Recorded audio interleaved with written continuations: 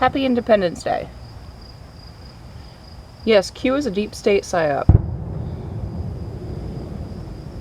But those involved in this psyop classify themselves as terrorists by virtue of their telling you ahead of time that very bad things, such as a bridge falling on and killing people in Florida, and such as 2 police chiefs and 2 senators being murdered to look like suicides in a so-called suicide weekend. They tell you that they are going to happen ahead of time. And instead of doing anything to stop these events, they happen. And while this Q group self-glorifies, saying that future proves past, this, by classification, is a terrorist group. Not only a PSYOP, and certainly not a LARP. And so this really points to what we all already know, that our terrorists are within. Now we'll recall WikiLeaks calling Q a LARP, and just as patriots were really starting to question Q in a negative light, conveniently as if trying to save face for this group known as Q. Let me remind you of the quote-unquote question from the Matrix movie, and of this Q PSYOP group using a Q in place of the word question, thus even further self-identifying as the question. And I quote the Matrix here, "It is the question that drives us." And this from a Sonic Alice movie. So in this, we can see a clear objective, and that is that we waste our time on yet another rabbit hole. It was ex-CIA Black Project engineer Dr. Robert Duncan who was quoted speaking about what the Information Warfare Unit calls chasing the white rabbit. And in their literature, they talk about the war strategy of leading the enemy down fruitless paths in searches of information as far as they can go. And in order to waste the enemy's time and resources, you release false and misleading research knowledge that has little scientific basis. These ideas catch on, and more people go down that path following the white rabbit to the Mad Hatter's Tea Party, where they share gibberish. One of the entities responsible for the terrorism America endures on a daily basis isn't even a government entity. It is a private corporation, and yet it receives our tax dollars and murders us with them. I'm of course speaking of Lockheed Martin, who aims radiological battlefield weaponry at American citizens, injuring, disabling, and murdering them. I'm speaking of the directed energy weapons, and they believe that these are silent murders because the weapons themselves are silent. Well, let me ask you this, Lockheed Martin, private corporation, we the people foot the bill for. Does this look like silence to you?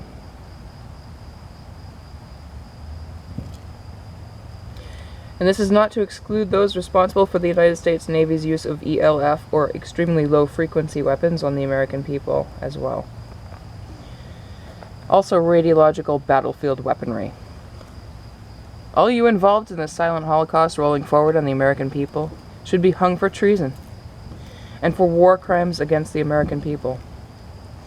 In Resident Donald Drumpf's cosmetic microdermabrasion of the deep state, he has never, and very likely will never, address these direct attacks on the American people's lives and liberty. Also, do you believe that maybe it would be suicidal for Iran to play the provocateur towards a war with the United States? Personally, I do not believe that the U.S. drone that was shot down over Iran was flying within international airspace or above international waters, but that it was a provocation to lay the greater blame of responsibility on Iran in this very obvious dance towards war with Iran. And this knowing that war with Iran would lead to war with Russia, and that war with Russia would bring the most effective blow to our nation's stability and infrastructure, thus moving thus having intentionally procured the grounds for martial law in the United States. Resident Donald Drumpf's true surname, Drumpf, spelled Drumpf, is from Bavaria. Coincidentally, or not, the same place of origin as the Bavarian Illuminati. And his broad support for the Israeli terrorist rogue state puts him in lockstep with the fifth source of terrorism in America I will mention here. Having already mentioned the Q-PSYOP, Lockheed Martin, and factions of both the deep state and the United States Navy, and again, these are only the ones I am mentioning here. In an interview with Pastor James Wickstrom, the Khazarian Rabbi Abraham Finkelstein admitted in a recording known on the internet as Blood Sacrifice for McDonald's that Khazarians were in fact responsible for 9/11, and that they are also responsible for hundreds of thousands of missing children in the United States annually, and that those children are then exploited in a manner so inhumane as to be made into literal hamburg and sausage and to be fed back to the American people as meat. In another instance of terrorism, which we just saw the 52nd anniversary pass with almost zero acknowledgement, we see that it was the terrorist rogue Israeli state which attacked the United States naval vessel, the USS Liberty, with, among other bombardments, napalm. In this Israeli attack, 34 servicemen were killed and 171 injured. To this day, the Israeli attack on the USS Liberty has not had one single congressional investigation take place in honor of these brave men. And the survivors have been silenced, being disallowed any official or public testimony about this horrific attack on a United States naval vessel carrying 3 civilians and 291 brave servicemen by unmarked Israeli warplanes. Not to mention that they have stolen our nation's gold through the so-called federal so-called reserve, and that they have attempted to brainwash the American people towards their own desired ends via Hollywood and the mainstream media, which are entirely owned and controlled by Zionist Khazarians. Also, from the interviews with Zionist Rabbi, of course. Also from the interview with Zionist Rabbi Finkelstein, he explains that it's very easy to take over a government when you're a bank. Speaking of the Zionist Khazarian-owned so-called Federal Reserve, he continues, because the government has to borrow money from the bank, and he who borrows is slave to the lender. And so this government here in America is slave to the Federal Reserve System, which is Rothschild's bank. It is in this same recording that the Zionist Khazarian rabbi refers to us, to the American people, as their enemies. Khazarians like Finkelstein will call Americans stupid when they don't catch on to or study these things. And yet as soon as people do begin to catch on and call them out on these wicked motives and actions, they cry anti-Semitism as their knee-jerk blanket defense, which is neither true of them nor us. Whereas they are historically and genealogically not Semites, like for instance the Palestinians, but Khazarians, descended from barbarians from the steppes region. And furthermore, in the biblical sense, are goyim, as they accuse everyone else of being the same. And whereas we are therefore not anti-Semites in calling out their evil acts towards our nation, but are instead patriots of that nation. Yet this without failing to mention that this is not to say they cannot be Jews in their hearts, because anybody can be a Jew in their heart if they seek God and have a heart after God's heart. And to take it a step further, I will add to saying all this that I'm not a Khazaraphobic either, and pray the best for them, although at the moment it's become socially difficult to do so. Also, I will refer you to an interview with a Zionist Khazarian by the name of Harold Wallace Rosenthal from 1976, in which he described in shocking detail much of the Zionist agenda for America. It was Harold Wallace Rosenthal, a senior aide to Senator Jacob K. Javits, who said, "We are God's chosen people. Most Jews do not like to admit it, but our God is Lucifer, and we are his chosen people." It was Harold Wallace Rosenthal, who was once employed by the office of Vice President of the United States Walter F. Mondale, who in 1976 said that, "In the foreseeable future, there will be no presidential power in the United States.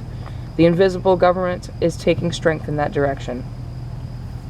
And it was Harold Wallace Rosenthal who 30 days before his assassination said that, prior to 1968, the gullible Gentiles could take a $1 Federal Reserve note into any bank in America and redeem it for $1, which was by law a coin containing 412 half grains of 90% silver. Up until 1933, one could have redeemed the same note for a coin of 25 4/5 grains of 90% gold. All we do is give the goy more non-redeemable notes or else copper slugs. But we never give them their gold and silver, only more paper. And so you see that while we do have terrorists in abundance, we have been brainwashed into allowing these terrorists to point the finger at others. And now they will attempt to do with Iran what was done to Iraq, only this time with the strategic end goal of initiating World War III. Today is Independence Day, but are we? Are we truly free in this country? And so now the question begs, can we be? My fellow Americans, absolutely. And yet I must not fail to remind you that we have a colossal job ahead of us. A watchdog organization known as the Stockholm International Peace Research Institute, or SIPRI, which is focused on conflicts, the arms trade, and nuclear proliferation, stated in a report on the 24th of June that the Israeli state has amassed nearly 100 nuclear warheads. However, the US-based Nuclear Threat Initiative estimates that number to be between 100 and 200 nuclear warheads.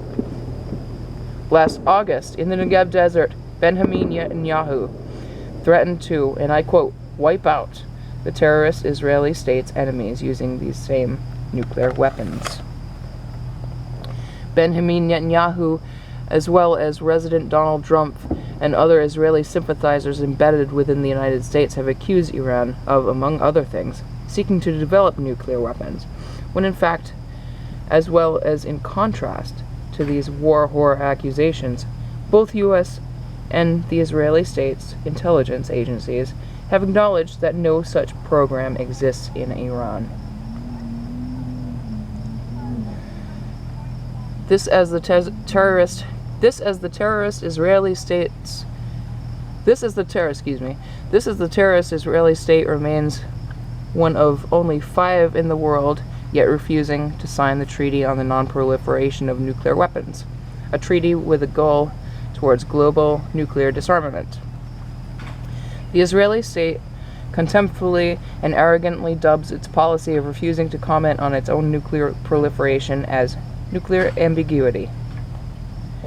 This, while elsewhere in the world, Iran is under threat of attack after false scrutiny over a non-existent nuclear program, and what might be only trumped-up false or disinformed accusations of attacks or details of attacks. The terrorist Israeli state uses Donald Trump, and that towards their objective of a quote-unquote greater Israel. Personally, I speak not as a Democrat and not as a far left, but as someone whose political ideas put me in a position to speak honestly about this resident Donald Trump, who would like you to believe that everything is polarized by right and left, and that everything you hear on the news that is to him unflattering is fake news. When we know that all mainstream media news outlets are owned lock, stock, and barrel by fake Jews. I am an independent, and right-leaning at that. So what I see on this day of independence is a need for independence from the Donald Drumpf deception, most of all. He has lulled most Americans back to sleep after what can only be called the Obama trauma. He has tucked us in securely where we are then to have waking dreams of a political savior. He has smiled in our faces as he both has made geopolitical headway for the Zionist Israeli state and has waltzed us, half asleep, closer to air raid sirens. And if you think that Russia is incapable of this, I'll advise you to study Russia and China's advancements in hypersonic weapons, against which the United States has no defense.